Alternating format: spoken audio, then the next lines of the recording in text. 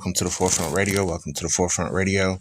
I'm your host, Afiel Levi. Today is so-called Columbus Day, so I thought it very pertinent in our conversation today to talk about Christopher Columbus and his alleged discovery of the New World, and in fact, his destruction of the New World. So we're going to get into a little bit of history today. Normally we read a lot of scriptures, but we're going to give just two scriptures and then go into some history here. So we're going to start off first at Psalms chapter 49. Psalms chapter 49. Psalms chapter 49, and let's start at verse 11. It says, "Their inward thought is that their houses shall continue to all generations forever, and their dwelling places to all generations. They call their lands after their own names." So when you investigate, you find out that any Idumean that invades a region, they will call lands after the names that they have colonized and invaded. And this is a prophecy found directly in the Bible. Here's another prophecy we're going to read. We're going to go to Micah chapter 2. We're going to go to Micah chapter 2. Let's start at verse 2. It says, verse 1, "Woe to them that devise iniquity." The term iniquity means sin. "And work evil upon their beds. When the morning is light, they practice it, because it is in the power of their hand." Showing you that there's groups of individuals in the global elite that devise sin, devise lawless behavior, like stealing, like taking lands, like captivating people. These are the thought processes of the wicked. Then it says, when the morning is light, they practice it, meaning they formulate their plans, and after they have their successful plan and idea, they practice it. Now, how do they practice it? It says, because it is in the power of their hand, meaning what? They go into military and missionary forces to use their power, whether politically or religiously, to gain dominance over the world. Shalom to you. Hope you're doing well. Share the room with at least 10 people, y'all. We're going to get into this history. Today is so-called Columbus Day, so let's talk about it. Let's talk about the history of the invader known as Christopher Columbus. Because in school, they tell us, oh, we should exalt Christopher Columbus. He was such a good guy. He did swell. And in reality, we're going to read some history. Shalom to you. Hope you're doing well. About his advancements in the New World and what he actually did and how it was devastating to the population. Here's the proof. It says, "And they covet fields," meaning covet or desire land, "and take them by violence, and houses, and take them away. So they oppress a man and his house, even a man and his heritage." So this is showing you that Christopher Columbus, when he came into power in the Americas and in Africa, him and his cohorts, they set up and destroyed all the land through violence. Let's go to Nahum chapter 3, verse 1. It says, "Woe to the bloody city. It is full of lies and robbery." Lies and robbery. "The prey departs not," meaning the innocent people are not saved. This is talking about the United States of America, y'all. Look at this. It says, "The noise of saved." This is talking about the United States of America, y'all. Look at this. It says, "The noise of a whip." How was America founded? On colonizers coming and cracking the whip across the backs of who? The native aboriginal type, as well as who? So-called African type, right? It says, "The noise of the whip, and the noise of the rattling of wheels, and of the prancing horses, and of the jumping chariots. The horsemen lifted up both the bright sword and the glittering spear, and their multitude of slain, and their great number of carcasses, and there is none end of the corpses. They stumble upon their corpses, because the multitudes of the hardoms of the well-favored harlot, and the mistress of witchcrafts, that sells nations," listen to this, "that sells nations through her whoredoms, and families through her witchcrafts." So when you examine the United States of America, many of the founding fathers were Freemasons, involved in secret societies. Many of them were involved with many things that was illegal according to the Bible. America is known as the mistress of witchcraft, meaning what?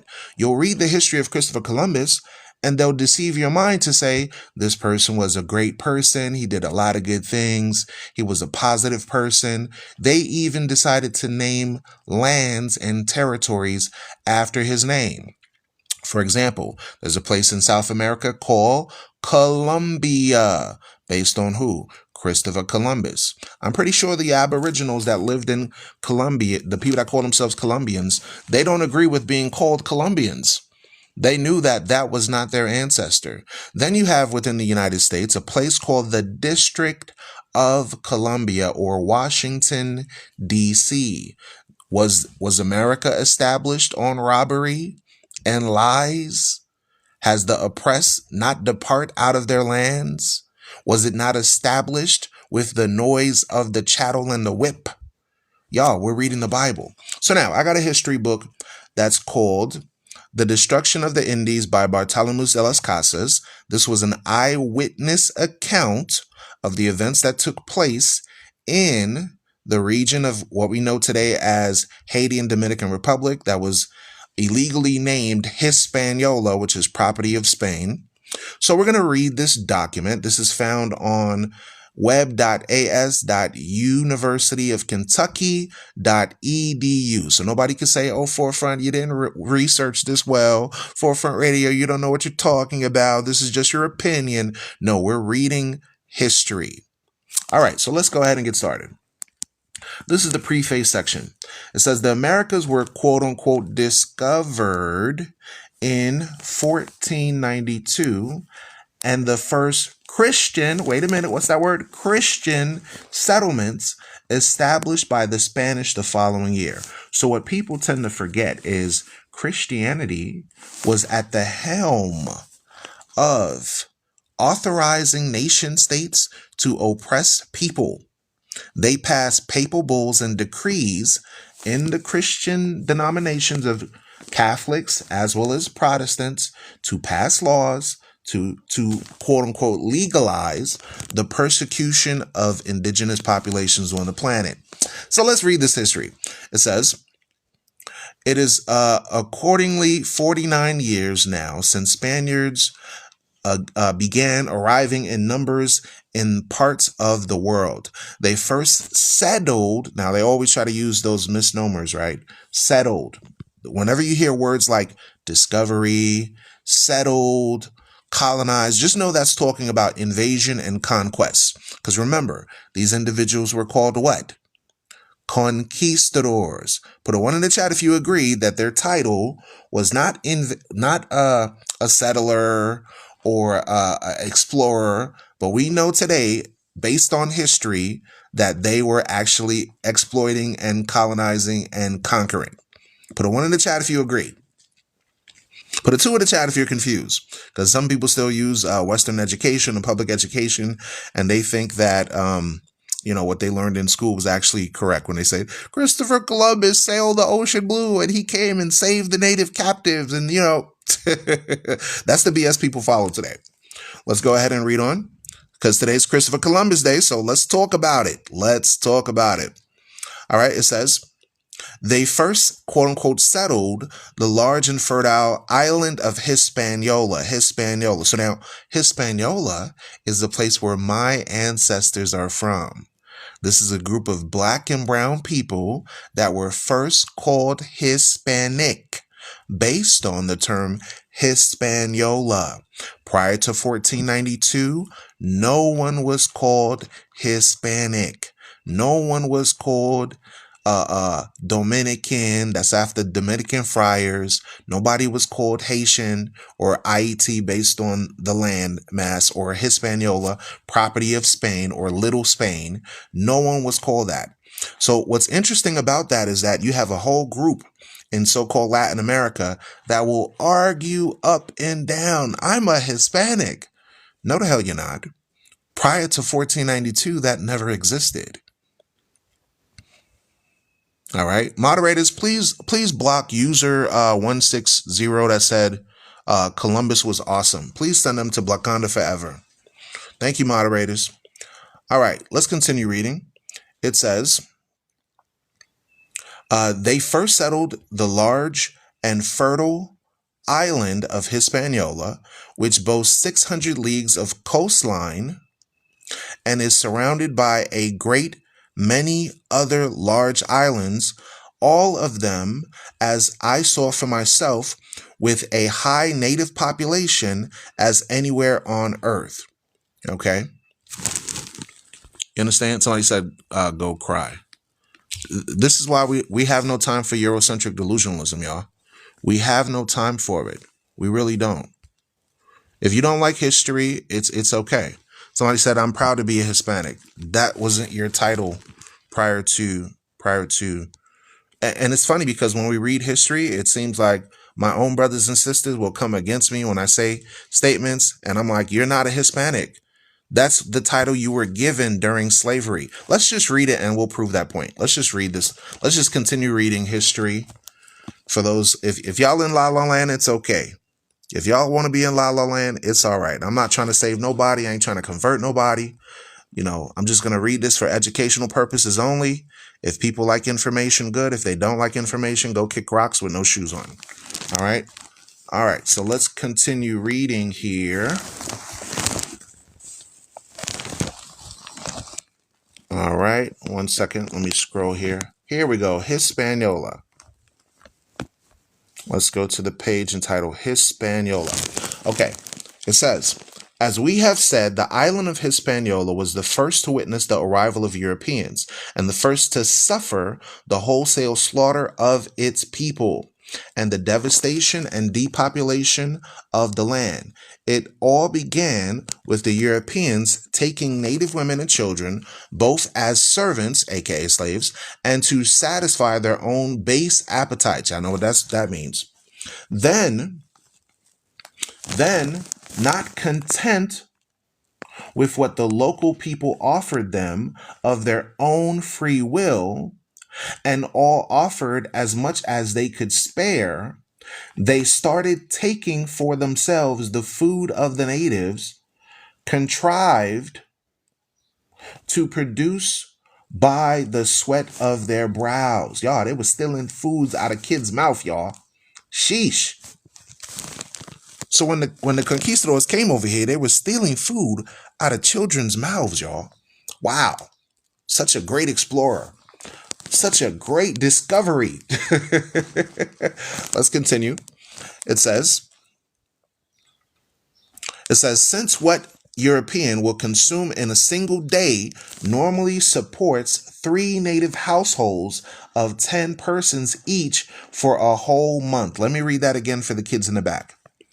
It says, since what a European will consume in a single day normally supports 3 native households of 10 persons each for a whole month. Wow. So now we understand why the Bible speaks against gluttony and things of that nature, right? So watch this. It says, and since the newcomers began to subject the locals,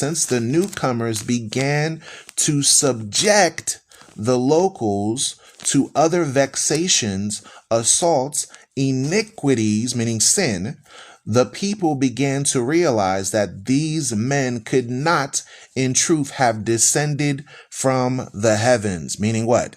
They were the ones propagating themselves to be Christians.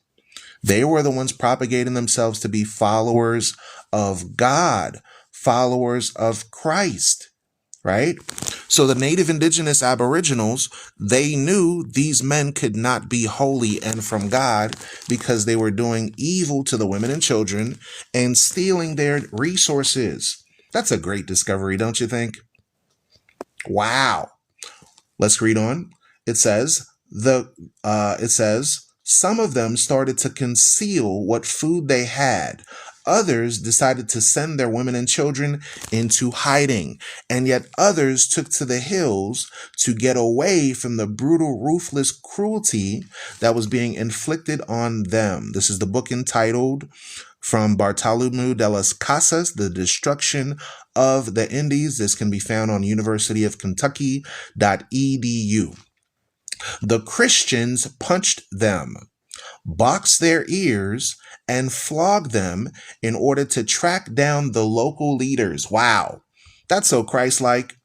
And the whole shameful process came to a head when one of the European commanders raped the wife of a paramount chief of the entire island. Wow. Wow.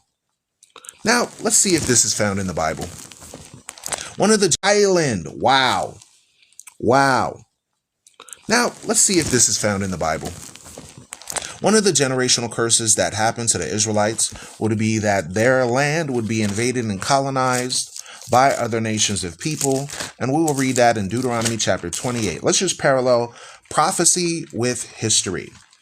Deuteronomy chapter 28, verse 15. But it shall come to pass, if you will not listen to the voice of the Lord your God, to observe to do all his commandments and his statutes, which I command you this day, that all these curses shall come upon thee and overtake thee. So when you go to church, they talk about generational curses. They never tell you that those curses include captivity, meaning slavery, loss of identity, and loss of culture. Now let's jump down to verse 30. It says, thou shalt betroth a wife, and another man shall lie with her. Wait a minute. We just read in the history book that when the Europeans came into Hispaniola, that a chieftain had a wife and another man came and lied with her. What are we reading? The Bible. That means the Bible is a true book. The Bible is a true book.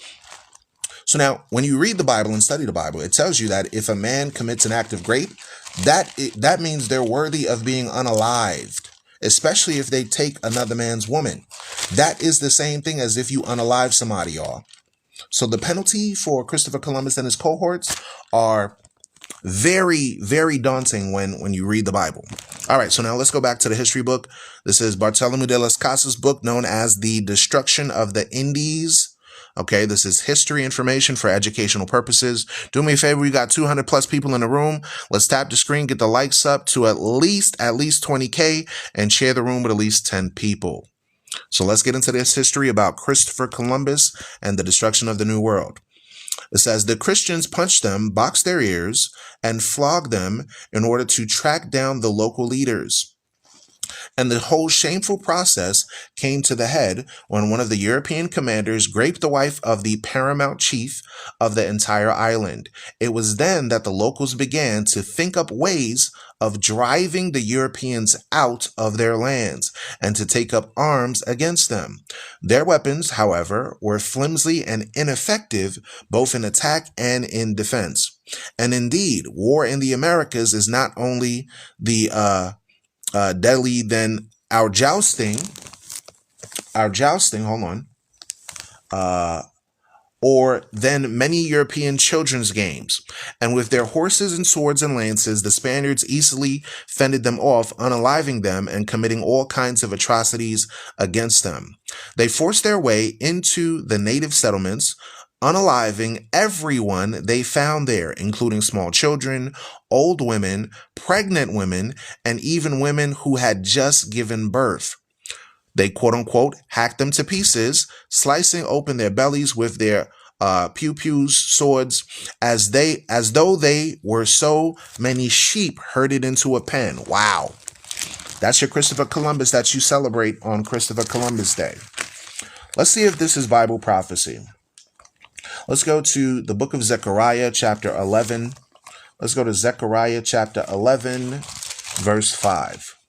Zechariah, chapter 11, verse 5. We're paralleling history with biblical-based prophecy.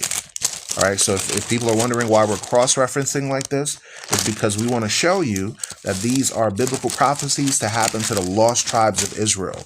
Blacks, Hispanics, and Native Americans, you are the lost tribes of Israel according to prophecy and history. Watch this. Zechariah chapter 11, verse 4. Thus saith the Lord thy God, feed the flock of the slaughter, whose possessors slay them and hold themselves not guilty. This is saying whose colonizers possess them, meaning held them captives, and hold themselves not guilty.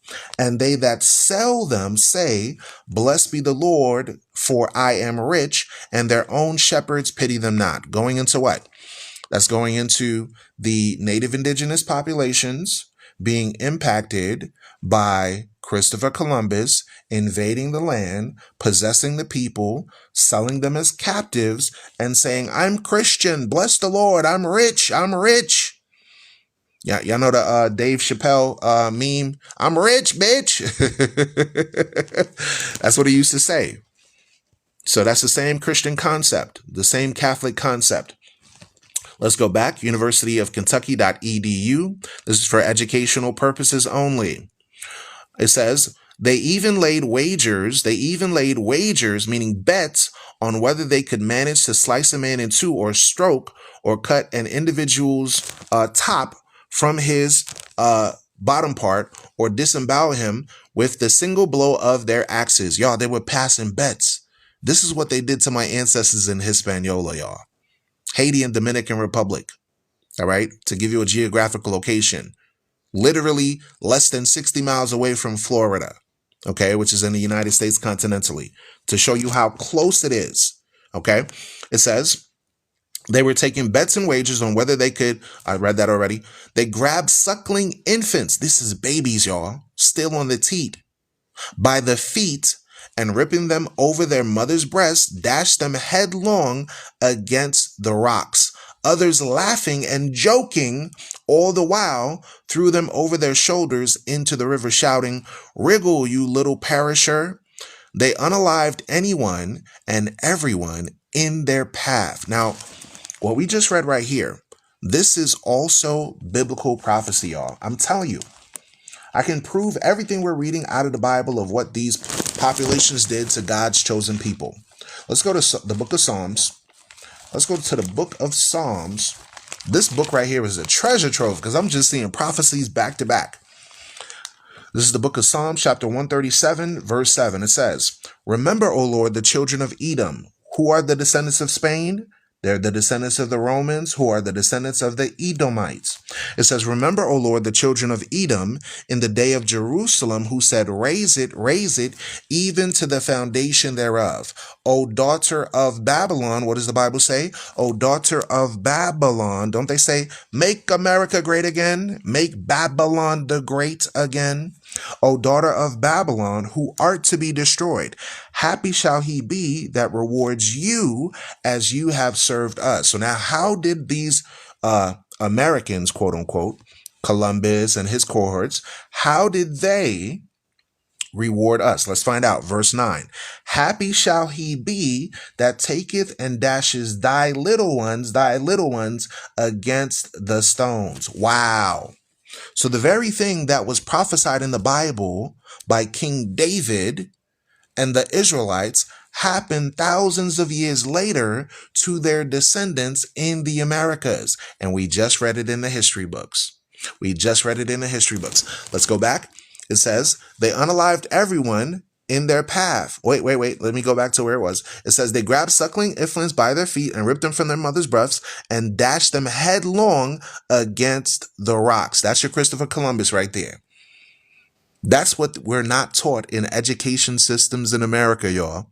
Do me a favor. We got 200 plus people in the room. Share the room with at least 10 people, y'all. Tap the screen, get the likes up. If you haven't subscribed to the Forefront Radio, where history meets prophecy, feel free to subscribe to our account and support us because we're spreading the truth. You will not learn this in church. You will not learn this in your education systems. Okay? Listen, Discovery Channel will not talk about it, but we will talk about it. You understand? I hope this information is rewarding for you and enlightening you on the true history that we are unfamiliar with. Many people have not discovered this information, and they're finding out just today the parallelism between the lost tribes of the Bible, the prophecy, and the history we're reading today. So we appreciate the love. We appreciate the participation. The so-called aboriginals of the Americas and Africa, you are the lost tribes of Israel, according to the Bible and according to prophecy. So let's continue. This is the universityofkentucky.edu, which has the book entitled The Destruction of the Indies by Bartolomeu de las Casas. This is a first-hand account of the acts committed by Christopher Columbus. This is for educational purposes only. If you are sensitive to information, keep scrolling and watch people eat Tic Tacs on TikTok. Okay? All right. It says, they spared no one, quote, they spared no one, erecting especially wide gibbets on which they could string their victims up with their feet just off the ground, then emulate them alive 13 as at a time in honor of our Savior and the 12 apostles. Wow. So here's how psychologically disruptive this is. These are the descendants of King David. These are the descendants of Moses. These are the descendants of Solomon that left during the Assyrian captivity around the BC times and went over to the Americas. Now, the religious people that took an Afro-Hebraic religion and formulated it into Christianity now took the descendants of the lost tribes, unalived them, and strung them up by 13, showing you Christ and the 12 disciples. Now, put a 1 in the chat if you agree that that's not a holy thing to do. Put a 2 in the chat if you're confused. Put a 1 in the chat if that's the most ungodly, wicked thing that somebody could think to do. And put a 2 in the chat if you're just lost in the sauce. All right, we got ones in the building. We got ones in the building. Good. All right. So let's continue reading on. It says, some they chose to keep alive, and some they slight on their wrists, leaving their hands dangling, saying to them, take this letter, meaning that their sorry condition would act as a warning to those hiding in the hills. The way they normally dealt with the native leaders and nobles was to tie them to a kind of griddle consisting of sticks resting on pitchforks, driven into the ground, and then grill them over a slow fire, with the result that they howled in agony and despaired as they unalived a lingering passing away. Y'all, this is amazing information. This is remarkable information. And this is on the University of Kentucky's educational website. You understand? It says, it once happened that I myself witnessed their grilling of 4 or the 5 local leaders in this fashion, and I believe they had set up 2 or 3 other pairs of grills alongside so that they might process other unalived persons at the same time. When the poor creature's howls came below the Spanish commander and his sleep was disturbed, he gave orders that the prisoners were to be throttled. But the men in charge of the detail, who was more thirsty, even the average common hangman, I know this identity of even met some relatives of his in Seville, that's going into Spain, was loath to cut short his private entertainment by throttling them, and so he personally went around ramming wood bungs into their mouths to stop them and making such a racket, and deliberately stoke the fire so that they would take just as long to unalive as he chose himself. I saw, this is Bartolomeu de las Casas' eyewitness account, I saw all these things for myself, and many other besides, and since all those who could do so took to the hills and mountains. This is the people that they call Maroons or Morenos. It says, in order to escape the clutches of these merciless inhuman butchers, these mortal enemies of humankind trained hunting dogs to track them down. Wild dogs who would savage a native to unalive as soon as he looked at him, tearing him to shreds and devouring his flesh as though he were a pig. These dogs wrought havoc among the natives and were responsible for much carnage. And when, as happened on the occasion, the locals did unalive a European, as given the enormity of the crimes committed against them, they were in all justice fully entitled to, the Spanish came to an unofficial agreement among themselves that every European unalived, 100 natives would be diminished. Wow. So, think about the magnitude of this thing, because this mindset still exists, believe it or not. If one European was unalive, they would take 100 of the natives and delete them, y'all. 1 per 100. 1 per 100. So this shows you that the mindset of Spain, Italy, Portugal, these religious zealots were very wicked. So now, does the Bible talk about these individuals? Let's find out. Let's go to the book of Job, chapter 9, verse 24. It says, the earth is given into the hand of the wicked. The earth is given into the hand of the wicked. He covers the faces of the judges thereof. If not, where and who is he? From there, let's go to Jeremiah chapter 15, verse 21. Jeremiah chapter 15, verse 21. It says, and I will deliver you out of the hand of the wicked, and I will redeem you out of the hand of the terrible. This is why we need a savior. This is why we need a savior to save us from the wicked, the global elite that's ruling the world today. They used religion as a masquerade for their evil, right? Elevating the wickedness of their ancestors to say these were holy men because they did it under the banner of Christ. The Christ of the Bible does not defend these actions. Here's the proof. Let's go to Exodus chapter 21. Let's go to Exodus chapter 21. If you're that delusional that you would think the God of the Bible would sanction evil, colonization, exploitation, you're in La La Land. Let's go to Exodus 21, verse 16. It says, and he that steals a man and sells him, or if he be found in his hand, he surely shall be deleted. You see that? So the Bible prophecy is, if you steal a person, invade their country, sell them, like Christopher Columbus is doing to the inhabitants of the land, that means the penalty or the judgment is to be deleted. So now the question is, did Spain come to so-called Hispaniola? Did Portugal come to Hispaniola and unalive the people, right? Did they do that? Yes or no? So the penalty, the law for doing that is deletion.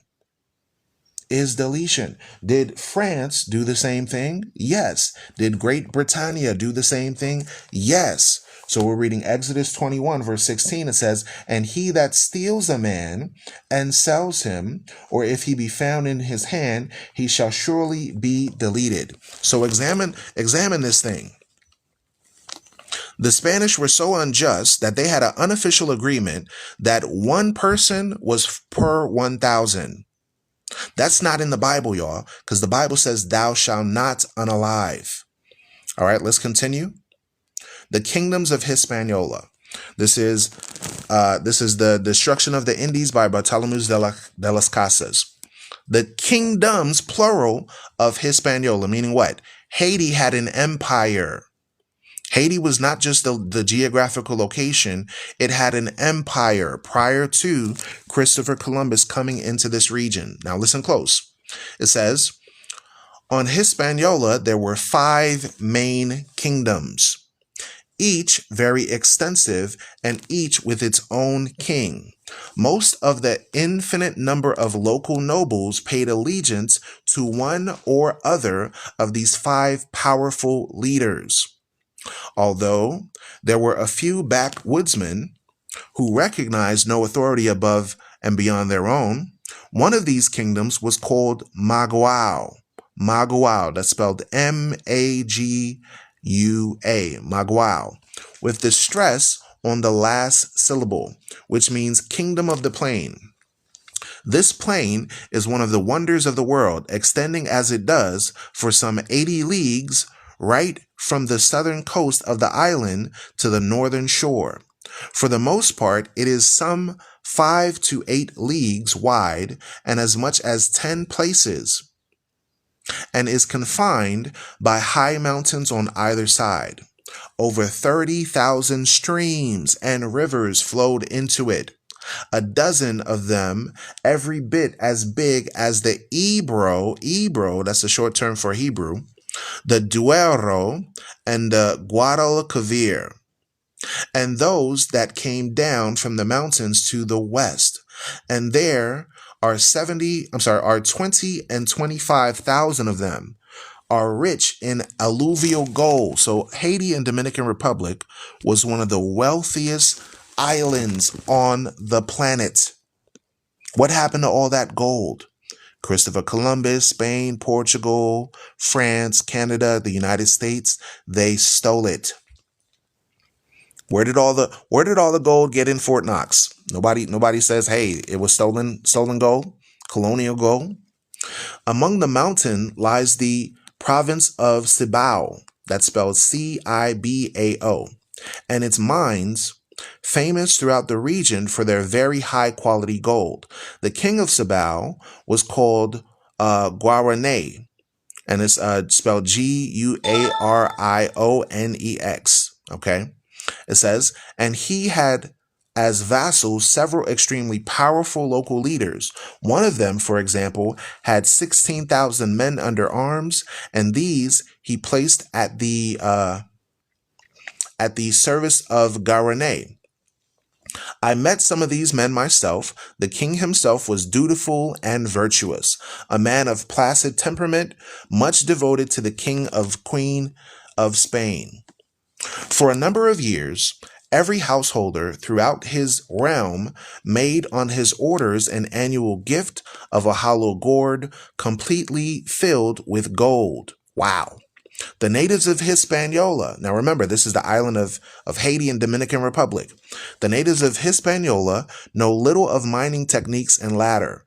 When there was less gold available, the king reduced this offering to half a gourd filled with gold. So now, the gourd is the term used of the financial backing of Haiti. Their money is called the Haitian gourd, which is spelled Gourd. We don't call it dollars, they call it gourd. Okay, so this same term is used back then up until today. Okay, remember this was written around the 1400s. So the same term of how they would call money, a gourd, which is Gourd, is the same term for gold. Okay, it's the exchange for gold. So now we change it into paper, but back then it was physical gold. Okay, quote, in order to put a stop to the Spaniards' incessant demands for gold, Guarané suggested that he might better serve the king of Castile by putting a great area of his kingdom under cultivation, meaning growing crops, meaning plantation systems, especially as his subjects had, as himself quite correctly asserted, little or no notion of how to mine for gold.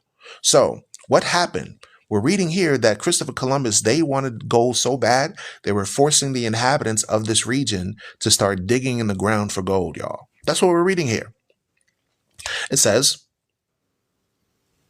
such a plan was feasible, as I can vouch, and the king had been quite happy, to see it put into effect.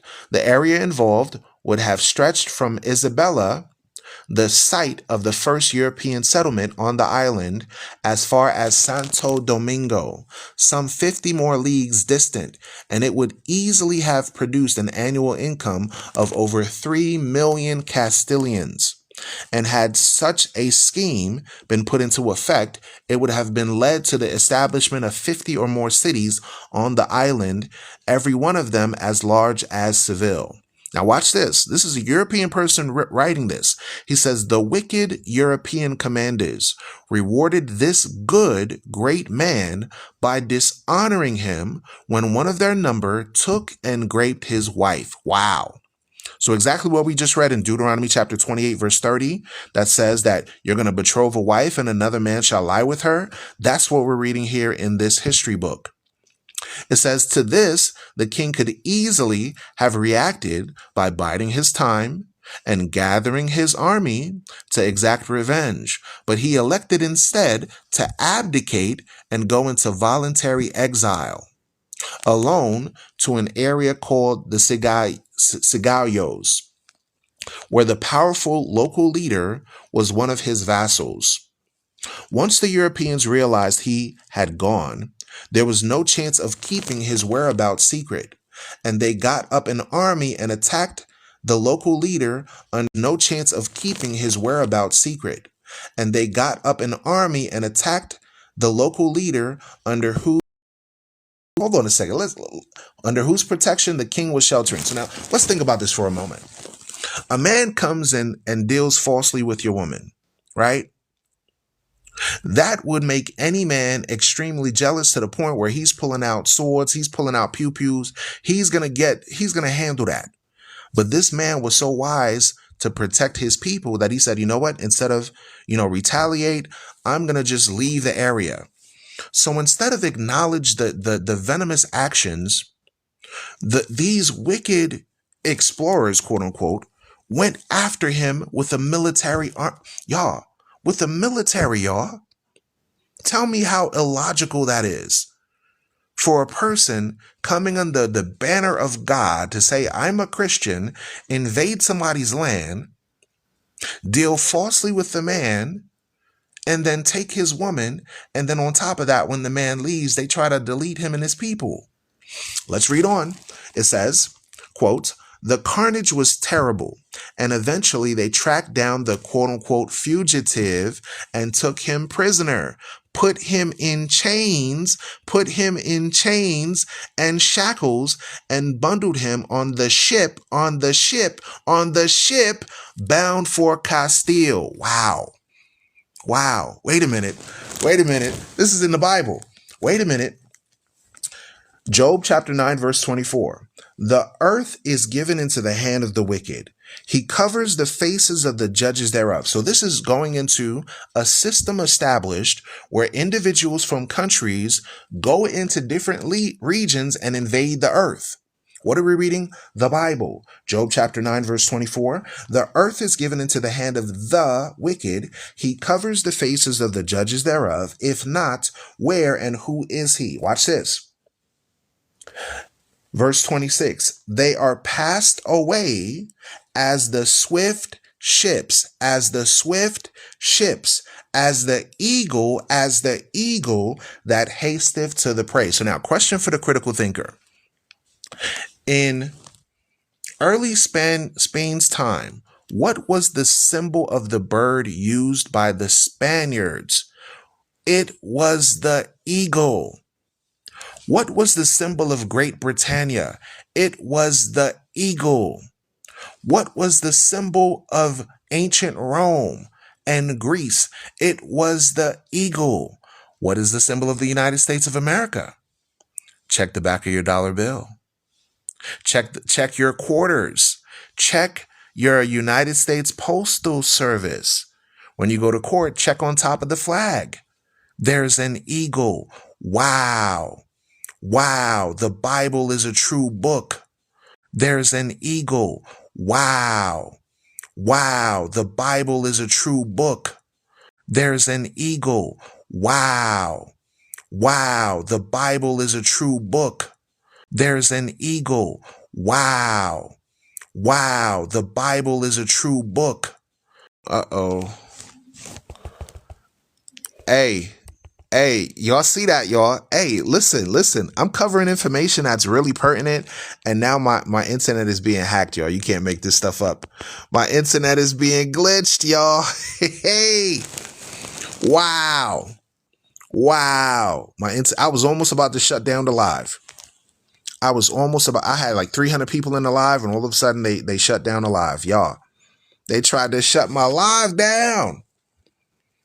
I'm telling you, this is for information purposes only. My internet just completely dismembered. It said no connection. Here it is. I had full bars. This had good connection. Everything was in the green. And then all of a sudden, it just stopped working. It just stopped working out of nowhere. I'm like, what's going on? What happened? You don't like what I'm reading? I'm reading. It's on.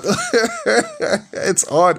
Listen, this shows you that information is the key source of power to gain integrity and insight on the planet. Information is one of the most vital resources that you can obtain in this world. The more you know, the more you grow. This is enlightening, y'all. When we can read information and they say, nope, don't talk about it. And they try to censor me on the internet for reading out of books that's readily online. It's on the internet. But you're not going to hear this on the History Channel. You're not going to hear this on Discovery Geographic, National Geo, right? The comparison between biblical-based prophecy and history. So let's reiterate what we just read. We read in the book known as The Destruction of the Indies, quote, the carnage was so terrible, and eventually they tracked down the fugitive. This is the king of Haiti, took him prisoner, put him in chains and shackles, and bound him to a ship bound for Castile. Castile? You said you still can't hear? Oh no, you still can't hear? Let me send you an invite. Let me send you an invite. Y'all hit the guest icon. You can hear, put a 1 in the chat if the audio is clear. If you get any technical issues, back out and come back in, y'all. They messing with my live. Y'all tap the screen, get the likes up. Okay, I got ones in the building. All right, let's read it again. The carnage was so terrible that they tracked down the fugitive, took him prisoner, put him in chains, shackled, and bundled him up in a ship for Castile. That's Spain. So now let's read the prophecy in the Bible. Deuteronomy chapter 28, verse 68. And the Lord shall bring thee into Egypt again, meaning bondage again, with ships, by the way whereof I spake unto thee. You will see it no more again, and there you shall be sold unto your enemies for bondmen, that's slave men, and bondwomen, that's slave women, and no man shall buy you, no man shall save you, no man shall redeem you. Okay, so what we're reading in this history book parallels what we're reading in the Bible. We call it history. The Bible calls it prophecy. All right. Put a 2 in the chat if y'all understand that. All right. Let's continue reading. It says, only for him to perish along with many Spaniards when the ship was lost at sea. A fortune in gold sank beneath the waves that day, among the cargo being the great nugget as big as a loaf of bread. Y'all, our island called Hispaniola was so wealthy, they had gold the size of a loaf of bread. Do y'all understand how rich black people were before Christopher Columbus? Do you understand the magnitude of wealth that they had? A gold nugget the size of a loaf of bread. That's almost somebody's arm, y'all. That's almost somebody's arm. So now they tell you, oh, Haiti is one of the poorest black countries in the world. How the hell it got that way? Come on, y'all. We got to put 2 and 2 together. How did a nation that had a gold nugget the size of somebody's forearm could now eventually become the poorest country on the planet? It makes no sense unless somebody is switching around the facts, unless somebody is giving you misinformation. And then when you tell them the truth, they say, no, your truth is misinformation. When you tell the truth, they say the truth is misinformation. You can't make this stuff up. My Spanish is not Spanishy. Somebody said, la tecnología llega y mordió el trasero de los poderosos embusteros. Okay. Right. So one of the richest countries on the planet ended up negatively impacted by these folks that invaded them. Let's read on. It says, in this way, God passed judgments on the great iniquities committed by the Spanish. You got that right. Right. Pirates on the land. The movie Pirates of the Caribbean is basically based on this concept of Christopher Columbus. They want to think about it, y'all. They commercialize and fantasize and deify individuals that do evil, y'all. The movie Pirates of the Caribbean is based on how they invaded Haiti, y'all. You understand? Hispaniola, Dominican Republic, Haiti, Jamaica, Barbados, Bahamas, Cuba, Mexico. These were all territories that were of immense wealth. But these areas were stolen. The resources were stolen by Spain, Portugal, France, Britain, America, Canada, the Netherlands, all right? The Dutch, see, people don't know that the Dutch had a part in this as well. The Netherlands was involved as well. Scandinavia was involved as well. Belgium, okay? Australia. Hey, somebody said the comment, they evolved to pirates of the economy now. Yeah, that's exactly right. That's a good comment. All right. It says, quote, another of these original kingdoms occupied the northern end of the plain where the royal harbor is today, known as Marianne. It was a rich region larger than Portugal, although a good deal more fertile and far better suited to human habitation. Crisscrossed as it is by the several mighty mountain ranges seamed with productive gold and copper mines. You see that? Shalom to you. Hope you're doing well. If you haven't subscribed to the Forefront Radio, please show your support by subscribing to our channel. If you haven't followed this account, feel free to follow this account. The Forefront Radio is a platform for the diaspora. We teach Blacks, Hispanics, and Native Americans. You are the lost tribes of Israel, according to the Bible and according to history. We're currently in Africa teaching the Bible. And if you want to give your support, feel free to subscribe or donate to our Cash App, which is APHIELLEVI. The information presented is for educational purposes only. We want to inform the public on the hidden history of our ancestors and give our truth in a world full of lies. So feel free to support independent media and independent thought by subscribing to the Forefront Radio today. All right, let's continue reading this document.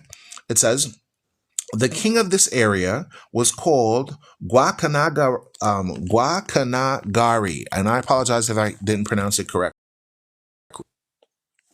It says Guacanagari with the stress on the last syllable, and he numbered among his vassals many men of high standing, several of whom I know personally. This was the first place when the old admiral who discovered the New World, first landed and was received on the occasion by this Guacanagari, as were with his crew with the greatest kindness and humanity imaginable.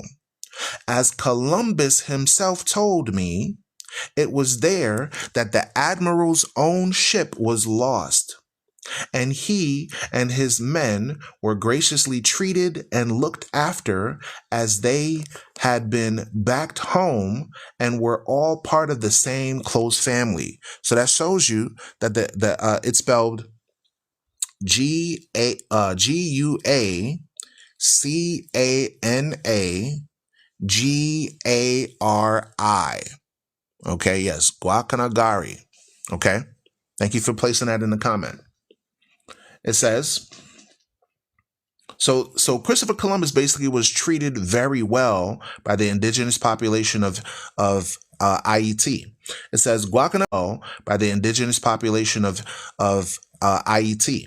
It says Guacanagari himself dried up the mountains, broken and destitute, after he had fled to escape the massacres and the cruelty inflicted by the Spaniards, and all the other leaders who owed allegiance to Guacanagari perished as a direct result of the despotism and slavery to which they were subjected, and which I shall in due course set out in detail. So this book is giving us very good information, right? The Arawakan, the Taino, the Caribs, they all was in that area, right? It says the third of this kingdom was the sovereign state of Maguana, another strikingly beautiful and fertile area, and one which enjoyed the healthiest of climates. It is this area that nowadays produces the best sugar on the whole island. So I want you to take a moment to consider this thing. The reason why we have sugar production across the planet is because of the plantation systems that started in the so-called New World. They set up sugar plantations in Hispaniola and brought that sugar to Spain, Portugal, France, Britain, Germany, and all these other areas. The reason why you have corporations that still exist since the 1800s is because these, them folks are such wicked crooks. That's a good comment. That's a good comment. So when you think of these major sugar companies, right? It's very important to understand that the past impacts the present. The past impacts today. When somebody says they disregard history, it shows me that there's not a keen understanding of there's a such thing as cause and effect. The past has a significant impact on your future. Okay, so let's continue reading. It says, it is this area that nowadays produces the best sugar on the whole island. The king, Caonabo, who outdid all others in strength, majesty of bearing, and court ceremonial, was captured by an underhand trick and taken from his own house. He was put on board one of the Spanish ships bound for Castile. Wow. So remember, we read in the Bible how the lost tribes of Israel would be placed on ships. And now we're reading it out of this historical document, showing you that the lost tribes of Israel are Blacks, Hispanics, and Native Indigenous populations. It says, but the Almighty, determined not to allow this act of duplicity and injustice to pass unnoticed, that night sent a violent storm in which all 6 of the ships still in harbor and on the very point of setting sail sank with the loss of all hands. Wow. Caonabo, shackled and chained as he was, perished along with them. He had 3 or 4 brothers, all of them as valorous, meaning brave, meaning strong, and as brave as he was himself. And when they saw how their brother and lord had unjustly been taken prisoner and learned of the devastation and massacres of the Europeans had set in train to other parts of the island, they took up arms, determined all the more. So when they got wind of their brother's deletion to respond, the Europeans, and take revenge upon them. But the Christians, listen to this, but the Christians, several of them were on horseback, and the horse is the strongest weapon imaginable against these people, attacked instead, unaliving them to such effect that they destroyed and depopulated a good half of the kingdom. So now, watch this. Let's go to Ecclesiastes chapter 10. Ecclesiastes chapter 10, let's read verse 7. Ecclesiastes, in the regular Bible, chapter 10 and verse 7. If you're liking the content presented by the Forefront Radio, feel free to tap the screen, get the likes up, share the room with at least 10 people, y'all. Share the room with at least 10 people. All right, it says, let's start at verse 5. It says, there is an evil which I have seen under the sun, as an error that proceeds from the ruler. Folly, meaning foolishness, is set in great dignity, and the rich sit in a low place. I have seen servants upon horses and princes walking as servants upon the earth. So when Solomon, one of the wisest black men to walk upon the face of the earth, said, I see, he's talking about a foretelling of the future. He was able to make a prophetic vision where he envisioned his descendants the descendants of princes and kings walking on the earth, while those that were the servants in positions of power riding on horses. So we just made the comparison. Those that call themselves Christians were supposed to be the servants serving the sons and daughters of God. Because we were the ones that brought forth Christ and the disciples to the people. We were the ones that brought forth the true understanding of God on the earth. But what did the Christians do? Instead of following themselves and submitting themselves to our ancestors, King David, King Solomon, they bucked up against the people of God. They fought against God's chosen people and integrated paganism instead of following after what the Bible says. In turn, they put themselves up to establish empires. They established the Holy Roman Empire, which established Roman Catholicism. That in turn went to Rome and expanded itself all the way into Western Europe. Then when it went to Europe, these same descendants came to the Americas. So God says, I have seen servants on horses and princes walking as servants upon the earth. Unfortunately, I do not have the image of Theodore Roosevelt's statue. There's a statue of Theodore Roosevelt where you see him sitting on a horse while a so-called Negro is on one side of the horse and a so-called Native Indigenous is on the other side of the horse. So you can do a Google search online and look up that image and see it for yourself. If you haven't seen it, that is a fulfillment of what King Solomon saw in vision. All right, let's continue. This is the book entitled The Destruction of the Indies by Bartolomeu de las Casas. The fourth kingdom was known as Yaraguao. Okay, it's spelled Xaragau.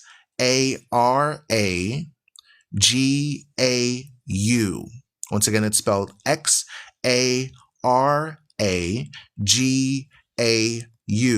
That's the fourth kingdom. It says, and was really the heart and core of the whole island. In no other part of the island was the language as refined as here, nor the court discord as cultivated. You see, they deceive us to believe. Just send it you just send it to me on WhatsApp. Okay. Let me see if I can get it, if it will download it directly to TikTok. You send it to me on WhatsApp, correct? Okay. Let me see if it'll allow me to pull up that image here. Okay, let's see here. Let's click on the plus sign. Thank you so much. It came right into my feed. Thank you so much. I appreciate you sending it to me, Rafia. Here it is right here. Here is the statue of Theodore Roosevelt. If you notice, on one side is a black indigenous person, and the other side a so-called African, right? This is Northern Kingdom Israel and Southern Kingdom Judah. This is Jews and Gentiles, right? This is the people of God. Those are princes of God walking. So now let's read the text again. Let's read the prophecy again.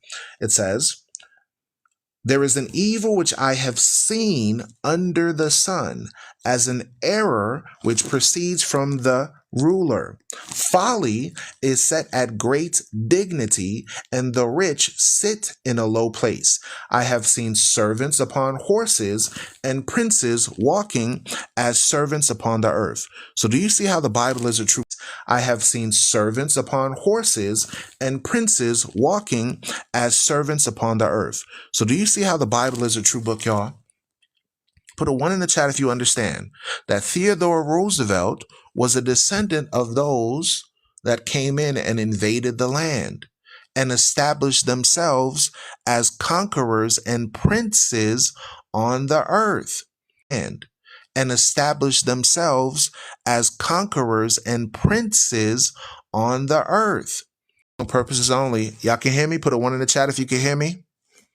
Put purposes only. Y'all can hear me? Put a 1 in the chat if you can hear me. Put a 1 in the chat if you can hear me. We got 2.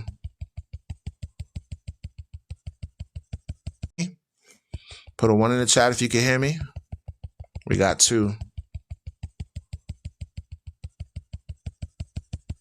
Put a 1 in the chat if you can hear me. Okay, good, good, good. All right.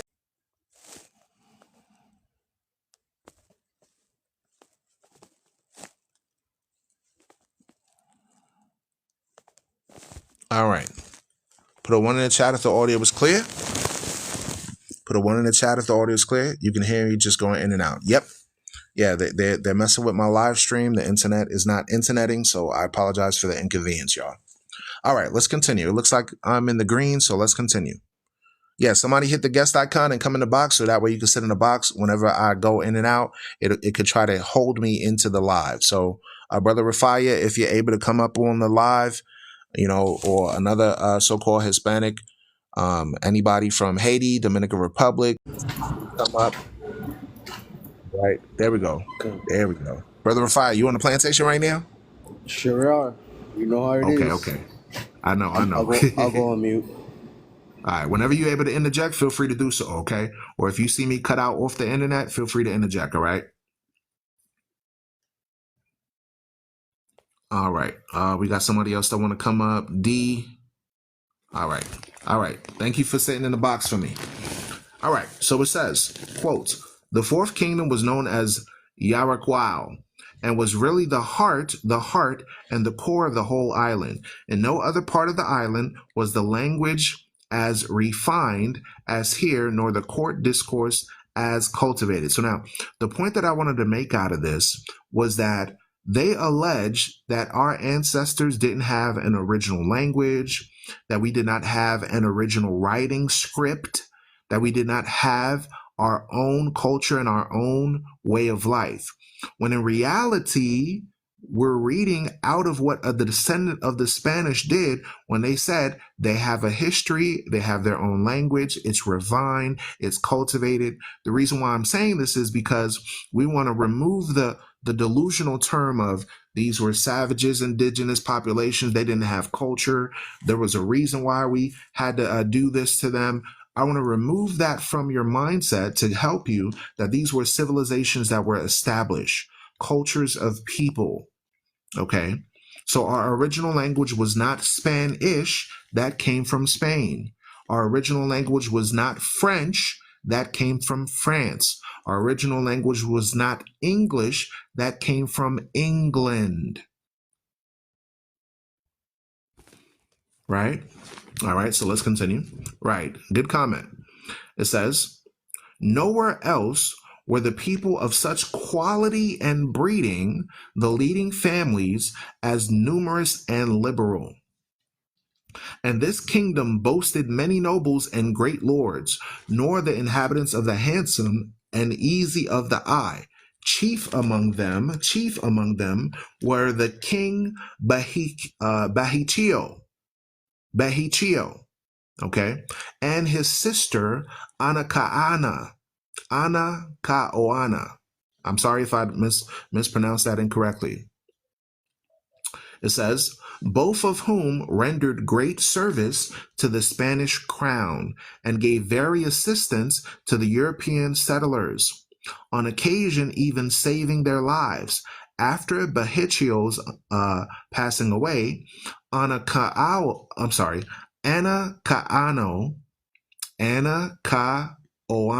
sorry. Sheesh. I'm sorry, y'all. My language arts is not working right now. Ruled in his stead.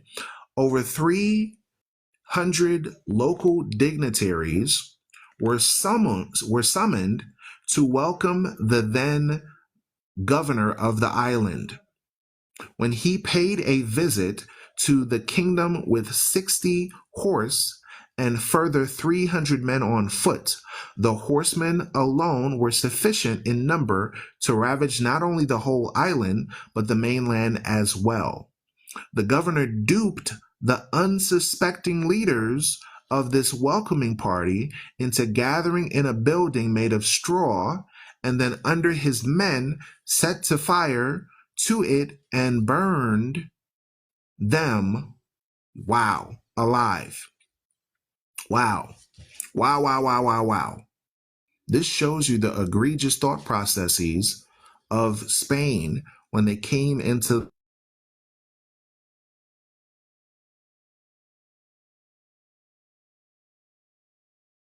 they treated the people. Okay, this is found on the University of Kentucky.edu. The book is entitled A Brief Account of the Destruction of the Indies by Bartolomé de las Casas. This is a first-hand account of the events that took place. So when we went in school and we learned that Christopher Columbus sailed the ocean blue, that he was a hero, that he discovered America, and that he did great things for the population, and the people passed away from smallpox, unfortunately, and that these diseases ravaged the land. They don't talk about this. They say that it was a bunch of disease that took out most of the population. That's not true.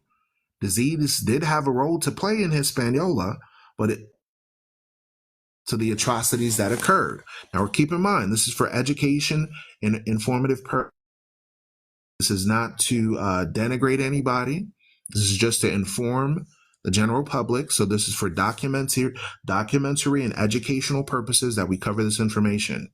Okay. So this governor tricked and unalived a whole group of people, right? And then afterwards, those that would either ran through by lances and put to the sword. As a mark of respect and out of the deference to her rank, Queen Anakaana was hanged. Wow.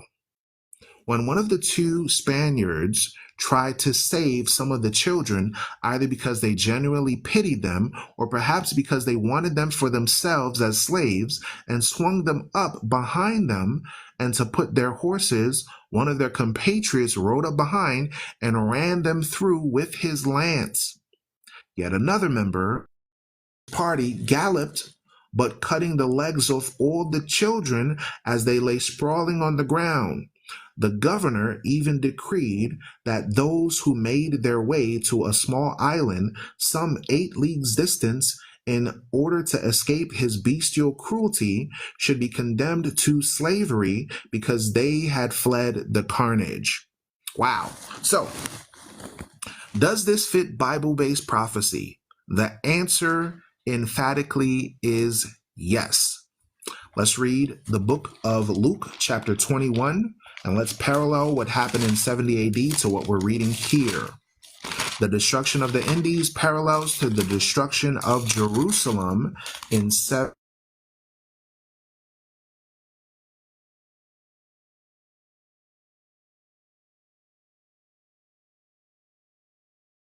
Possess ye your souls, because I know the information can be very daunting. The information can be very challenging for those that are new, but in your patience possess ye your souls. It says, and when you shall see Jerusalem compassed with armies, meaning what? The descendants of the Romans, right? The descendants of the Romans, then know that the desolation thereof is nigh. So the same thing we read in Jerusalem is the same thing we're reading here in this history book, where the descendants of the Romans from Spain came and destroyed the cities and towns, the temples of these people groups known as so-called Indians, so-called Ethiopians, so-called Aboriginal type. Okay, it says, then let them which are in Judea flee to the mountains, which is the same thing that the so-called Maroons did. They fled to the mountains to escape the persecution of Spain, Portugal, Britain. Shalom, hope you're doing well. France. So in Hispaniola, the same thing happened in Jerusalem in 70 AD. It says, then let them which are in Judea flee to the mountains. Meaning what? When you see the invading forces of Spain, Portugal, France, America come in with military force, that's the time to go. It's not the time to sit and watch and be like, what are they doing here? Well, I wonder why there's a bunch of army military men stand. When you see listen, this will tell you future wise too. When you see America start sending troops out somewhere, make sure you leave the vicinity quickly. No one brings the military to help or assist. I want you to think about it. No one brings the military to help and assist. It's always for war. All right, let's read on.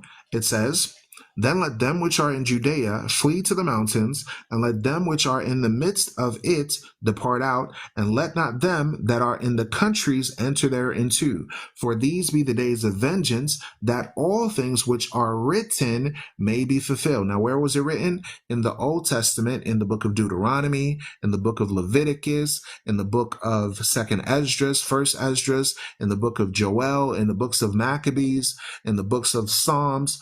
Everything that was written must come to pass. Watch this. It says, verse 24, verse 23. But woe unto them that are with child. Woe unto them that are with child, and to them that give suck in those days. For there shall be great distress in the land, and wrath on this people. So God is saying that the real sons and daughters of God will go through wrath. This is the great tribulation in the Bible, y'all. This is the great tribulation that we have experienced for well over 1,000 years, well over 2,000 years on this earth. And we just read in this brief account of the destruction of the Indies of how they treated our leaders, our kings, our chieftains, and how they treated the women and children. Children laying sprawling on the ground, and they taking swords and placing it on them, y'all. You gotta see the parallels here. Verse 24, and they, referring to the Israelites, shall fall by the edge of the sword, and shall be led away captive into all nations, and Jerusalem shall be trodden down of the Gentiles until the time of the Gentiles be fulfilled. Now you got a Christian pastor that'll read this, and the dummy will say, oh, that only happened in 70 AD. That doesn't apply to the transatlantic trade. Then ask the simpleton the question, what group of people went into slavery in all nations? Was it the Chinese? No. Was it the Japanese? No. Was it the Europeans that follow a religion that come from Poland? They're Polish, they're Yiddish, they're Jewish with the letter J. Did that happen to them in World War II? No. The only group this happened to, shalom to you, hope you're doing well, are blacks, Hispanics, and Native Indigenous populations on the earth. These are the lost tribes of Yasharallah. These are the chosen ones of God. These are the people of the book. Tell us about the same master, Mansa Musa. They say he's one of the largest slave masters. Okay. Mansa Musa originally was a Afro-Hebraic person in the kingdom of Mali. Mali was a kingdom that Shemitic tribes. It was conquered in 700 to between 700 and 900 AD when it was invaded by Islam, and Islam forcefully converted them to that religion. The Muslim Arabs were invading that region and forcefully converted them to that. Okay, many of the people did not accept Islam until it was forced, and then centuries later, many of our ancestors went back and forth in the East African, Sub-Saharan, Middle East trade wars. All right. So that's a little bit of history. Let's go back. Luke chapter 21, verse 24. It says, and they shall fall by the edge of the sword, and shall be led away captive into all nations, and Jerusalem shall be trodden down of the Gentiles until the time of the Gentiles be fulfilled. Verse 33. Heaven and earth shall pass away, but my word shall not pass away. You see that? So the Messiah himself said, you'll see the sky fall out of the earth and the ozone layer crack apart before the prophecies of this book not take place. He says, my words, meaning this entire Bible, will happen. So we're reading out of the Bible, and then we're reading the history books to verify what the Bible is saying. So now we're going to read the last section about the fifth kingdom, and then we'll close out on our discussion. This is the book entitled The Destruction of the Indies by Bartolome de las Casas. It says, the fifth kingdom was known as Higuey. It's spelled Higuey Higuey or Higuey. I'm sorry if I say that wrong. And its queen, a lady already advanced in years, went by the name of Higuanama. Okay, the term Amma you could find in Hebrew. Okay, the term Amma you could find in Hebrew. Higuanama or Hama or Hava, which means Eve. You can find that in the Hebrew. It says, they strung her up, and I saw with my own eyes how the Spaniards burned countless local inhabitants alive and hacked them to pieces, or devised novel ways of unaliving them to deletion, enslaving those that they took alive. Indeed, enslaving those that they took alive, indeed. You see that? So what we read out of the Bible, that the children of Israel would go into captivity in all nations, we're verifying it with this historical source. It says, enslaving those that they took alive. Indeed, they invented so many new methods of unaliving that it would be quite impossible to set them all down on paper, and however hard one tried to chronicle them, one could probably never list a thousandth of a part of what actually took place. You see that? So the atrocities were so numerous that even if you tried to write it down, you wouldn't even get a thousandth of what took place, y'all. This is millions of people impacted, y'all. This is why we need a savior, y'all. This is why we need righteous judgment from the creator of all things to enact his recompense on the earth. Revelation chapter 13, verse 10, he that leads into captivity shall go into captivity. He that unalives with the sword must be unalive with the sword. Here is the patience and the faith of the saints. So the saints of God, we are patiently waiting for the creator of all things to return the due recompense on the wicked of the earth. People think that you can get away as if there's a statute of limitations on human atrocities that occur. No, with God, you can't get away. Let's go to the book of Baruch, chapter 4, verse 31.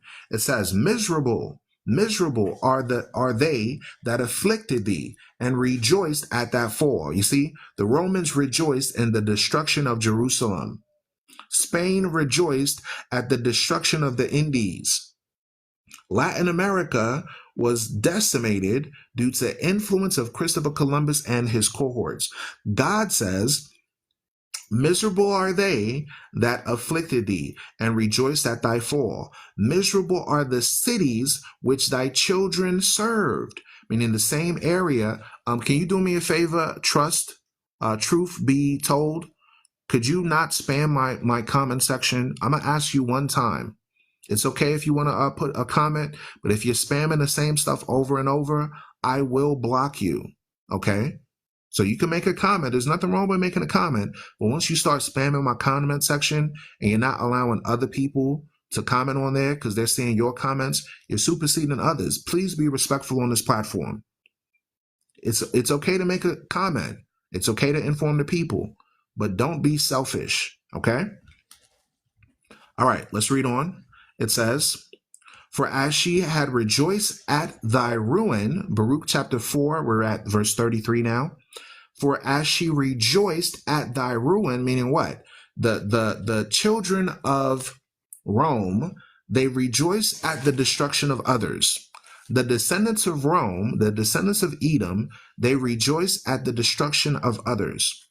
For as she rejoiced at thy ruin, and was glad at thy fall, so shall she be grieved for her own desolation. Meaning what? What goes around comes around. What goes around comes around. For I will take away the rejoicing of her great multitude, and her pride shall be turned into mourning.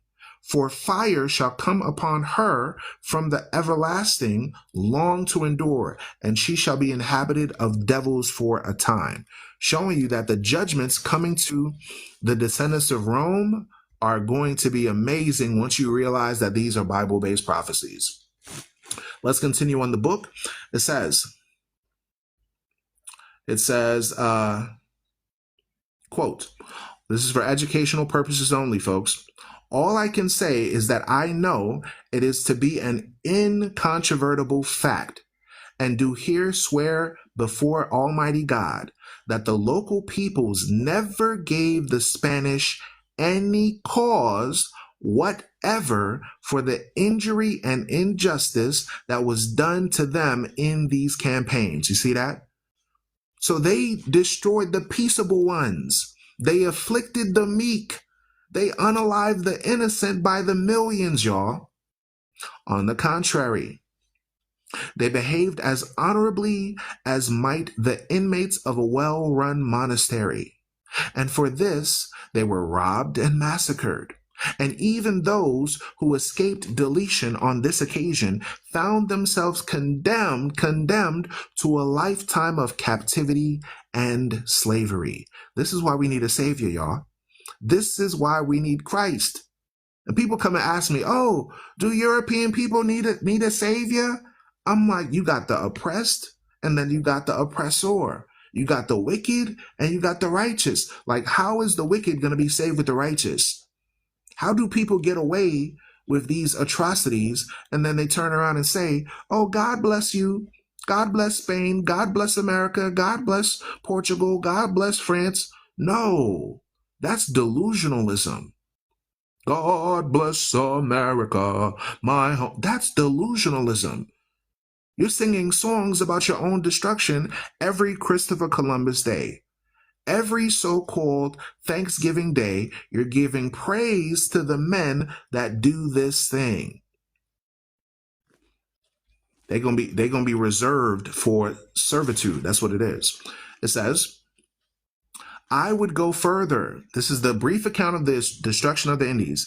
I would go further. It is my firm belief, quote, this is my firm belief that not a single native of the island committed a capital offense as defined in law against the Spanish, while at this time the natives themselves were being savaged and brutalized. Wow.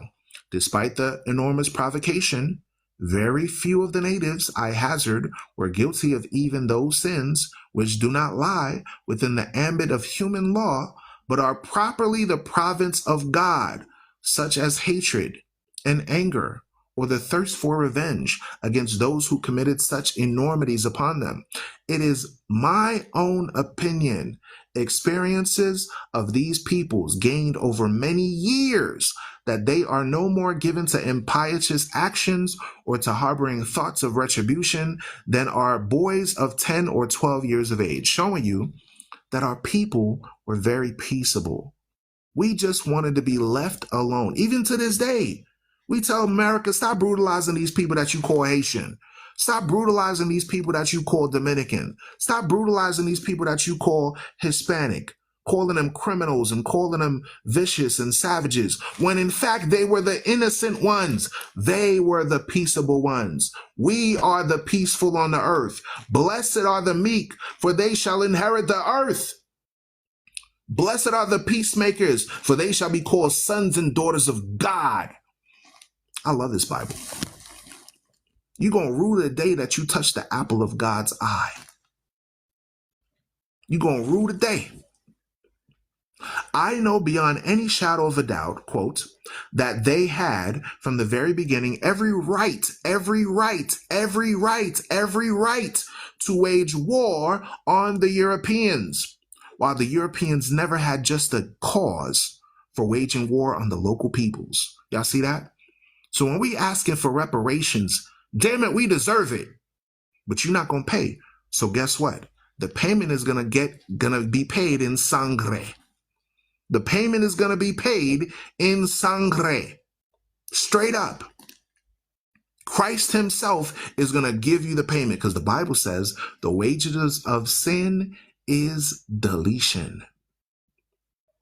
Quote, the actions of Europeans throughout the New World were without exception wicked, and unjust. Worse, in fact, than the blackest kind of tyranny. All right. Numbers chapter 35, verse 33. Numbers chapter 35,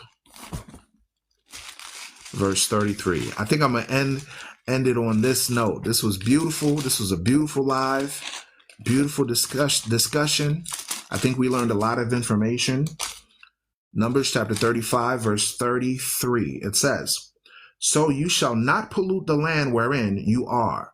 For sangre, it defiles the land, and the land cannot be cleansed of the sangre, but it is shed therein, but by the blood of him that shed it. Okay? So when you pour out sang of a human being, sangre of a human being. God himself says the land cannot be purified but by the blood of him that shed it. That's what's going to happen on Judgment Day. The sangre is going to be to the horse's bridle. All of these nations are going to be in conflict with one another, and they're going to see the conflict escalate to WW3 because God ordains it so. So when that happens, then Christ is going to return, the black Messiah with healing in his wings, destruction for the wicked and salvation for the innocent. Thank you for listening to the Forefront Radio. This was another exciting episode. I love this conversation that I had with you all today. I hope this was informative for you. We covered the topic, Christopher Columbus and the destruction of the New World. No one can get away with the Bible. The truth, and the truth shall make you free.